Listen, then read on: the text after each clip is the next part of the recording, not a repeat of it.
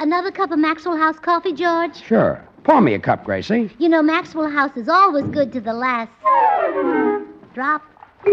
And that drop's good, too.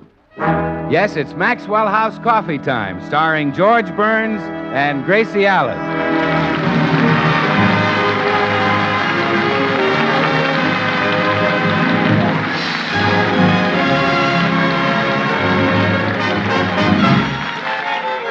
With yours truly, Bill Goodwin, the music of Meredith Wilson and his orchestra, our happy postman, and our special guest, the Metro-Goldwyn-Mayer star, Clark Gable.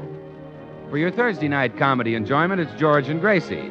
And for your everyday coffee-drinking enjoyment, it's Maxwell House, expertly blended and radiant roasted for rich, mellow, extra flavor.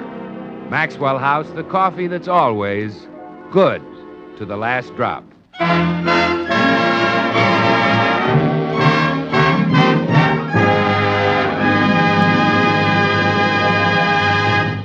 Well, this is the day, the showdown, the payoff. Today, Clark Gable and George Burns meet face to face to decide once and for all which will play the lead in the picture The Hucksters. Who will win? The man with good looks or the man with talent? Or will George win? This is the question the whole country is discussing today. Let's see what radio's top news commentators are saying. There's weird news tonight. Yes, George Burns may replace Clark Gable. And buggy whip manufacturers are greatly encouraged. They say, if this can happen to the horse can replace the automobile.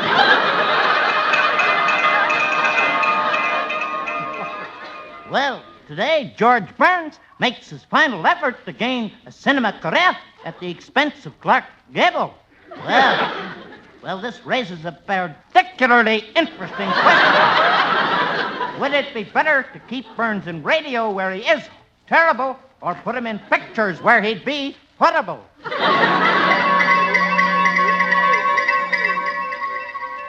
Naturally, this is also the subject of discussion as we look in at the Burns home. See how this sounds, George? I just wrote it. Mr. Clark Gable, formerly of the movies, invites you to attend the opening of his used car lot at Figueroa. Wait a minute. Clark Gable is opening a used car lot? Well, he hasn't yet, but I'm just trying to be helpful. When you make this picture, the poor man will be out of a job. I see. Well, you didn't let me finish the announcement. Oh. His used car lot at Figueroa and Sunset. Come in and see Clark Gable, the smiling Indian. Indian? After he sees your performance, will his face be red? Gracie, I haven't made the picture. You're counting the chickens before they hatch. But, George, you're a natural for the Hucksters. It's all about radio, and you've been in radio for 15 years. That's true. Well, it's only fair that you hatch the chickens. For 15 years, you've been laying the groundwork. Well, I don't think Clark Gable will have to run a used car lot. Say, I've got a better idea.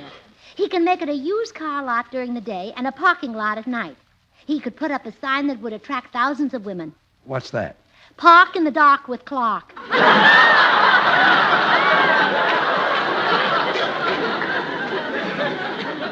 Gracie, I wouldn't worry about Clark if I were you. George, I've got it.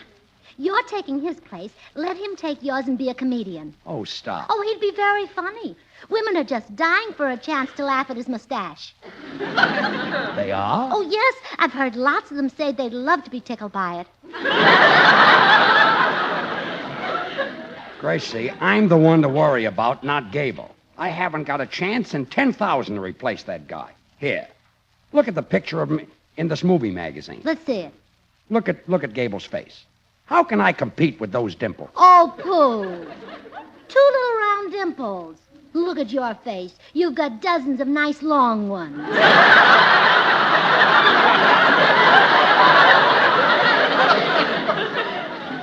Look at those broad shoulders.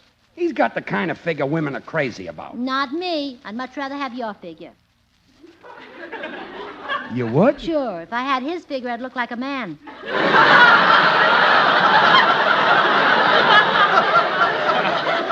Thanks. I'll answer it. Good morning, Mrs. Burns. Here's your mail. Oh, thanks, Mr. Postman. I'm so excited. This is the day George will meet Clark Gable. Oh, I admire Mr. He and I are so similar. The same rugged, robust type. Two members of the Brotherhood of Brawn.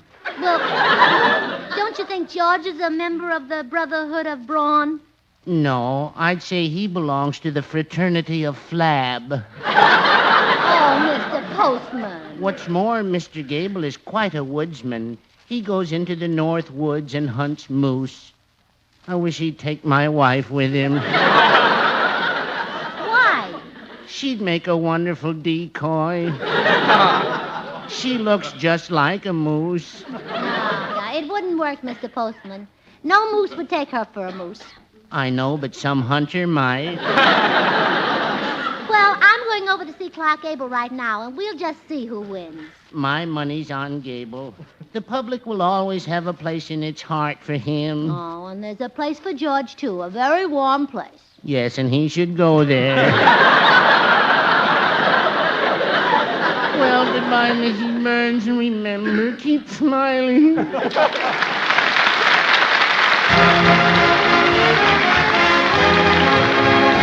Oh, why did I ever leave Wyoming? Oh, tell me why, oh, why did I ever have to go? Oh, why did I ever leave Wyoming? 'Cause there's a sheriff back there looking for me high and low and high and low and high. Wyoming. Well, that's a mighty nice tune about a mighty nice state, sung by Mr. Bill Goodwin. Oh, please. You really gave on that one, Curly. You really gave. Well, Meredith, Western songs always send me. And after all, what's more Western than Wyoming? From Bighorn Basin and the Wind River Valley to Goshen Hole and the Cheyenne Plains, the cowboys are still riding hard and handsome. Yes, Wyoming's a mighty colorful and exciting part of the American scene. And you know that brings to mind how Maxwell House is truly a real part of the American scene, too. We Americans love coffee, have made it our national drink. And it's a fact that more people buy and enjoy Maxwell House than any other brand of coffee at any price. Northeast, south, and west, it's Maxwell House wherever you go. Flavor explains this nationwide preference, the rich, vigorous Maxwell House flavor that results from the skillful blending of these choice Highland-grown Latin American coffees. Manizales for mellowness. Medellins for richness. Other fine coffees for vigor.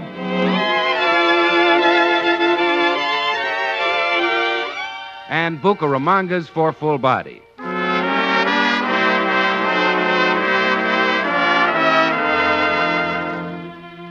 The sum of which is great coffee at its flavor peak. So why not enjoy the very best in mellow, satisfying coffee drinking pleasure? It's yours for just a fraction of a penny more per cup than you'd pay for the cheapest coffees sold.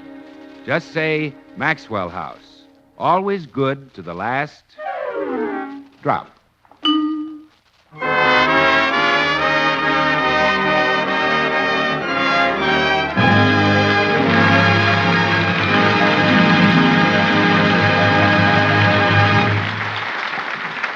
We now find Gracie arriving at Clark Gable's house to tell him that he must relinquish the lead in the Hucksters to her husband, George Burns. Confident of success, she sings happily as she knocks on the door. Take back your rumba, your samba, your conga. Yes? Ay, ay, ay.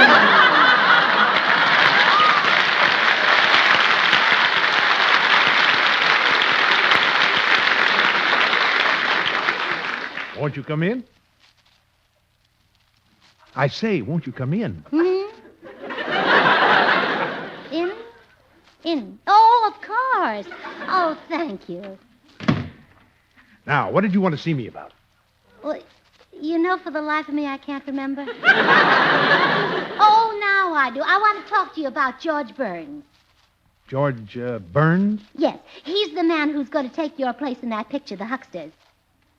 Oh, yes. They told me about him at the studio. Mental case, isn't he? Oh,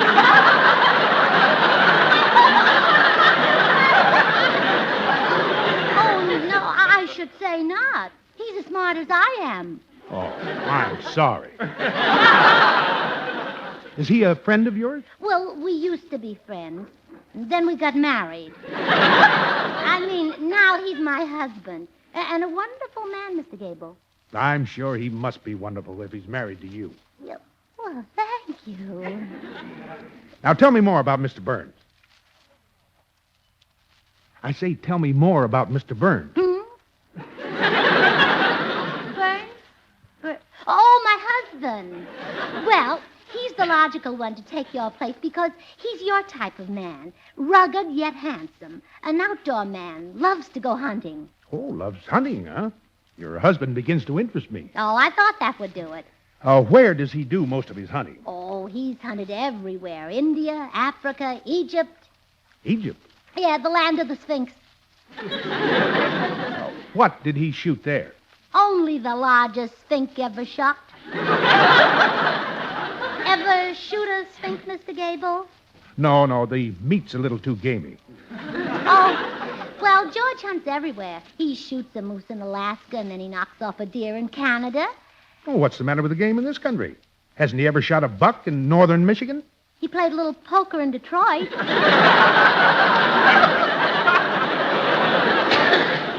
But he'd much rather hunt.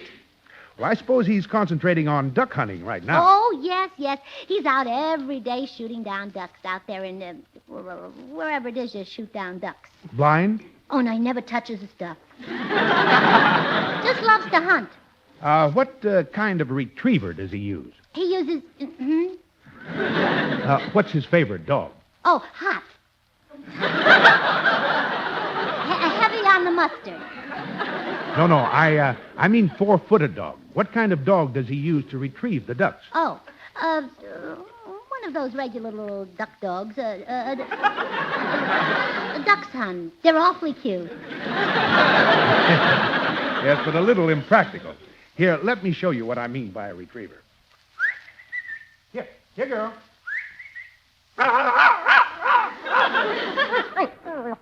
Isn't she beautiful? She's a Labrador retriever. Aren't you, Hetty? Did you call her Hetty? Oh, yes, that's a little whim of mine. I'm very fond of my hunting dogs, and I've named all of them after leading ladies in my pictures. I have two other prize retrievers named Lana and Claudette. Oh, are they all girl dogs? Well, I've found that females obey me better than males. They seem to like me better.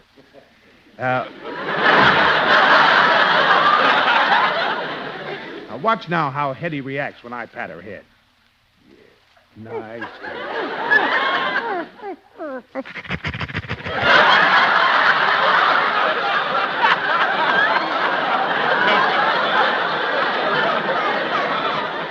I know just how you feel, Hetty. Oh, my goodness. What are those things in that room? Where? All those heads sticking through that wall. Oh, those are my trophies.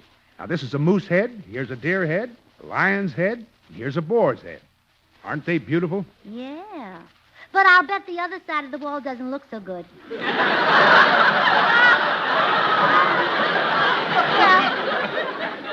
so much for hunting. Now, I'd like you to meet George.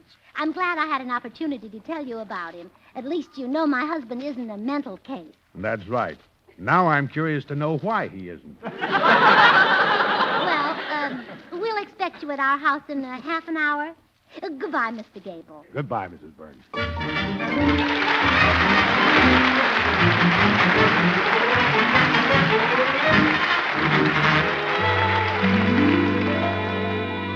Gee, Gracie, I can't compare with Gable. He's one of the greatest lovers on the screen. Oh, I'm sure you can kiss better than he can. Kiss me, George. Okay.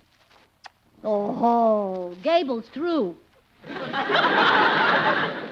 He is? Sure, you can kiss better than he can. And if he can't kiss better than that, he's through. Gracie, Gable is dynamite with women. I've seen him in those pictures with Hedy Lamarr and Claudette Colbert and Lana Turner. I'll bet he's just as great off the screen. Oh, here he is now. I'll show him in. I'll show him in. You show him up. Oh, hello, Mr. Gable. Come right in. Thanks, Mrs. Burns. Mr. Gable, I'd like you to meet Mr. Burns. How do you do, Mr. Burns? Hello. I understand that your son wants to replace me in a picture.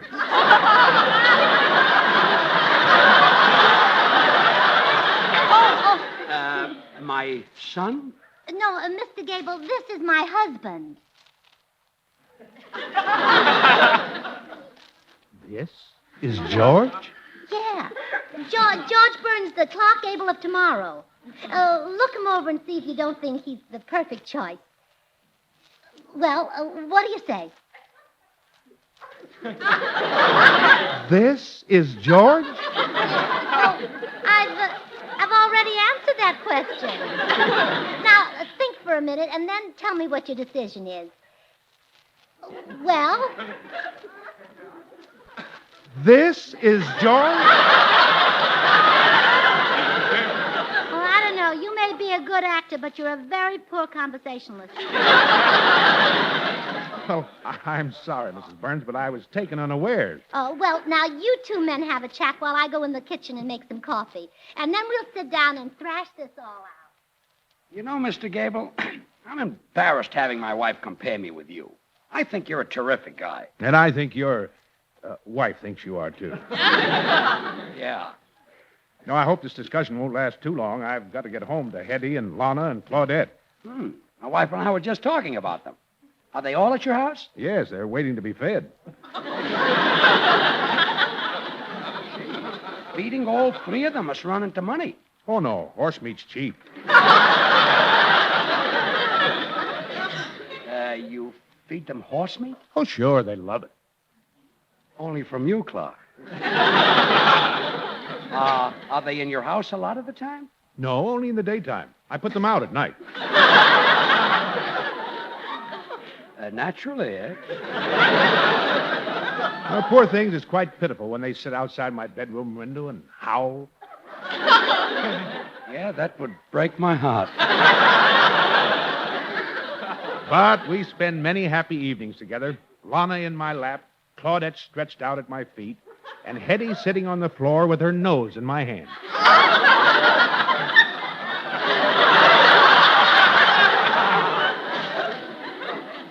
The affectionate type, huh? Yes, they're all affectionate. At times I have to beat them off. Gee, imagine that. You know, wherever I go, at least one of them trails along. The other night I was having dinner at the Brown Derby. I looked down and there was Claudette under the table. Gosh, they follow you around like dogs. Well, what do you expect? That's what I expect. But, Clark, with three of them around at once, don't they get jealous of each other? Oh, yes, terribly jealous. If I tickle one of them in the ribs, I have to tickle them all. Wow.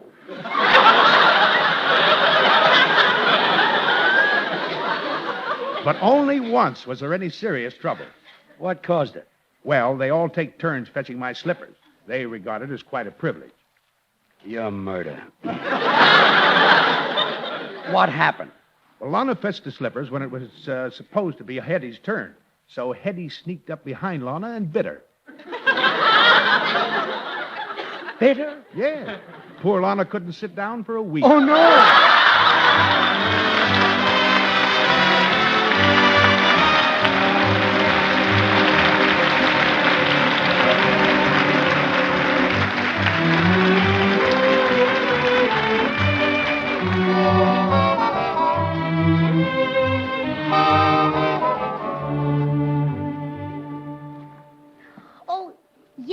Clark Gable is in the den. Yeah? He met George face to face, and he's green with envy.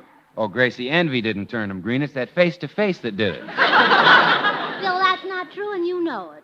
George has a beautiful face. Every feature is perfect. Perfect? Certainly. He can see with his eyes, hear with his ears, and smell with his nose. Isn't that perfect?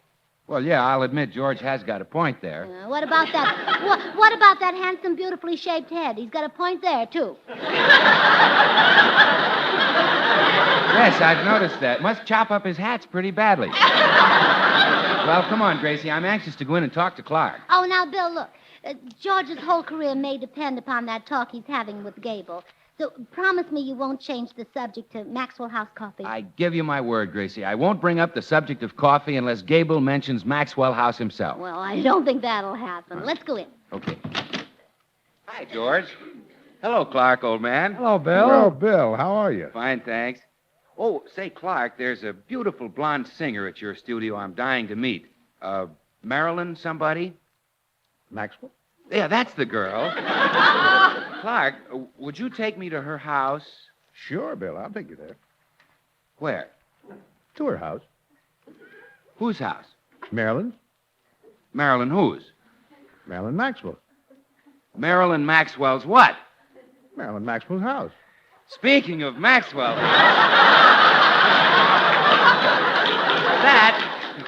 that is the most wonderful coffee. Oh, now, Bill, you promised. Well, Clark brought it up. I didn't, Gracie. But since he did, let me remind you that Maxwell House is rich, mellow, delicious, the result of careful selection and blending of choice Latin American coffees, radiant roasted to perfection. Bill, when do you want to meet the blonde? Blonde? Oh, Clark, how can you talk about a blonde in the same breath with Maxwell House coffee? Why, Maxwell House is the very best in coffee drinking pleasure, yet it costs but a fraction of a penny more per cup than the cheapest coffee sold. Now let's take a breath and talk about the blonde. I thought so.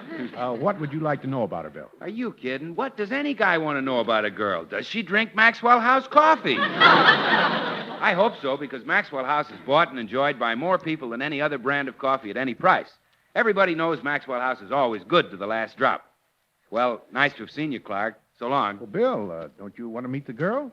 Wouldn't you like to have a beautiful, blonde, curly head on your shoulder? I was born with one. So long. Well, Mr. Gable, let's get down to business. What's your decision? Will George get in the hucksters? Of course he will. I'll see to it myself. Wonderful. Here's 50 cents for his ticket. Now, I mean, will he make the picture? Will you recommend him for the lead? Well, I hesitate to recommend George for pictures because of his past. What's wrong with my past? There's been so much of it.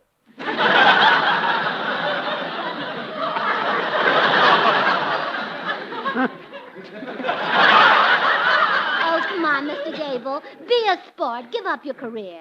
Won't you do this little favor for an ex-serviceman? Oh, is George an ex-serviceman? He certainly is. When President Roosevelt called for volunteers, George said, "Here I am, Teddy." Yeah, I gave those Spaniards plenty of trouble. Well, what do you say? To tell the truth, the decision isn't mine to make. A thing like that is decided by the head of the studio. Oh, in other words, if the head of Metro Golden Mare told you to step aside for George, you'd do it? I'd have to. I see. You boys excuse me for a moment. I'll be right back.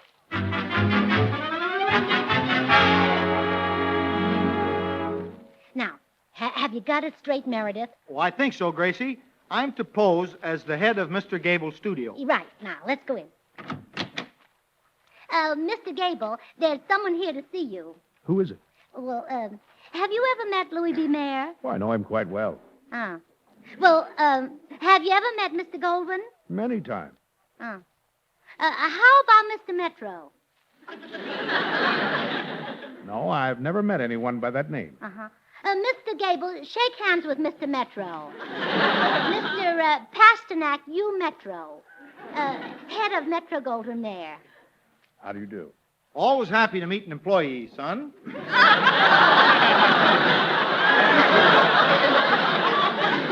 Now, as the young lady told you, my name is Pasternak U. Metro, and I'm afraid I have bad news for you. You have? Yes. Last evening, my assistant, L.B. Mayer, and I had a talk. L.B., I said, what do you think of George Burns for the Hucksters? P.U., he said.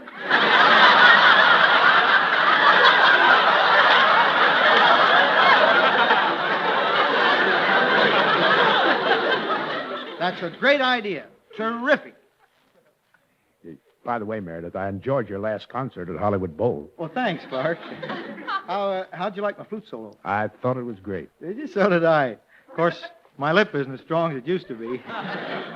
Well, as I was saying, my name is Pasternak U. Metro. That's enough, Meredith. You might as well go. Well, very well. Glad to have been of help. Goodbye, all. Gracie, I'm ashamed of you, pulling a thing like that on Clark Gable. Yeah, you're right, George. That was an awful trick. I'll see you later. Where are you going? Out to think of a better one. Mr. Gable, I want you to know that none of this was my idea. For 6 weeks now, Gracie has hounded me into this. Well, I can see that unless we stop her, neither of us will have any rest. It's beyond me. I can't handle it. Perhaps I can. You mind if I try? No, go ahead. Oh, Mrs. Byrne, may I see you for a moment? You won't get anywhere, Clark. Leave it to me. Yes? Mrs. Burns, I've reconsidered. Your husband will have the lead in The Hucksters. Oh, finally came to your senses, huh? Yes, I'm through. Oh, well, you'll find something to do. Open a little butcher shop. I realize a butcher's salary isn't the same as a movie star's salary, but you can use the extra money.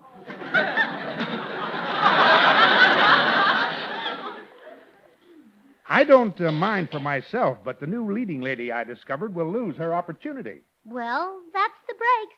She'll get over it. I searched for her for so long, but I didn't find the perfect one until now. Well, that's life. Until now? You mean? Yes, you would have been wonderful. But it's too late. I'm out of the picture. Well, that's the breaks. You have every quality the screen demands. Charm, intelligence, talent. But we both lost our chance. Well, that's life. What a leading lady you would have made. People would have said, how can one so young be so beautiful? But it will never happen now. Well, that's a mess, isn't it? We could have played some beautiful love scenes together. But why cry over spilt milk? I'm out, and George is in. Oh, no, he's not. Huh? George Burns, if you ever open your big mouth about playing the lead in The Hucksters again, I'll leave you. Me open my mouth? Where did you ever get such a ridiculous idea? It was my idea? Claiming you'd be better than Clark Gable. Forgive him, Clark. He didn't know what he was saying. Yeah, forgive me, Clark. Okay, George. Goodbye.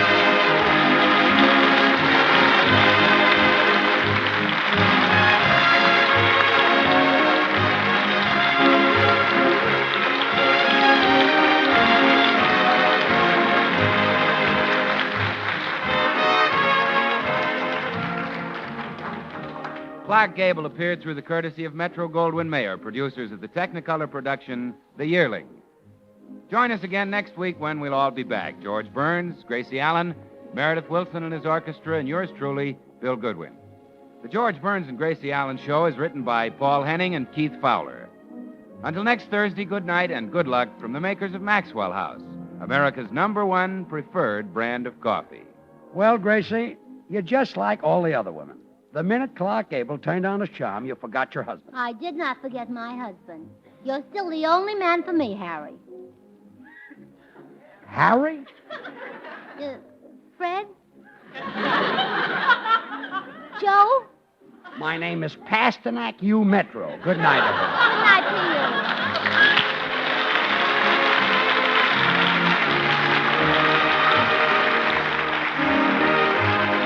And now stay tuned in for Noah Webster Says, which follows immediately over most of these stations.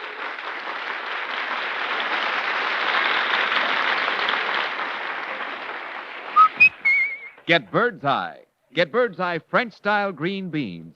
Delicious young beans, as garden fresh as if you just picked them off the vine.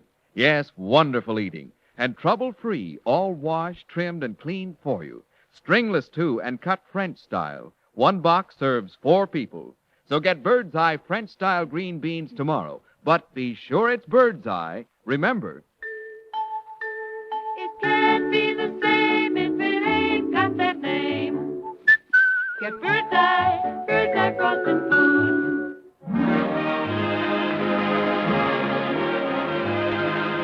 This is NBC, the National Broadcasting Company.